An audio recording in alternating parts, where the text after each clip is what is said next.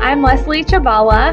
And I'm Kristen Alvarez. And we are two integrated design lab teachers at a school called Holy Family Academy in Pittsburgh. Last year, our students partnered with GTECH to make something really cool, and that's what we want to talk to you about today. Integrated Design Lab is all about trying to connect students with the community and helping them to understand their community by becoming change agents. So we try to understand our partner and what they need, who their users are. Is there anything that they are struggling with, that they have an issue with in their community or organization? And then our students, through a series of human-centered design strategies, steps, methods, a process, they go through these different stages and they come up with a new and innovative solution to meet their needs. One of our groups identified the problem in the community that there are not enough outdoor places for learning, and that's where GTECH came into the picture, because GTECH was taking vacant land and making it into something that was positive and productive and educational for the community. So with the 6 different communities that GTECH identified as having the lowest educational opportunities for youth and the highest prevalence of vacant land, our students picked Wilkinsburg unanimously because we have one of the students in our class that was going to be working in this team was actually from Wilkinsburg. So he was a community resident, obviously showing a connection there and having kind of a deeper impact on him personally, because he would be working with the community in the community that he actually, where he currently lives.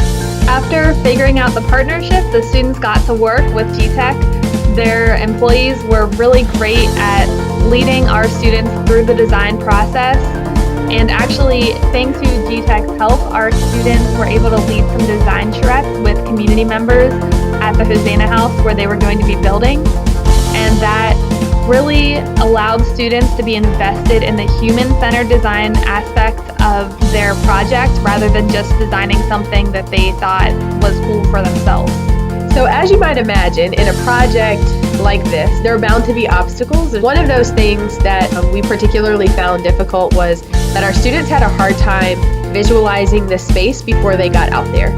So they had a hard time in class deciding what should go in this particular space since they had never seen it. They needed to kind of be out there to design it. So we were able to take several different trips out. We planned and they even made some decisions on the spot.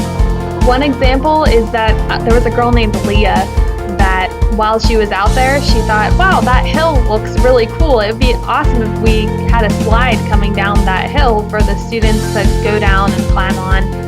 And then that happened. That was one example of how the students were able to design, and then GTECH helped them to make their vision come to life.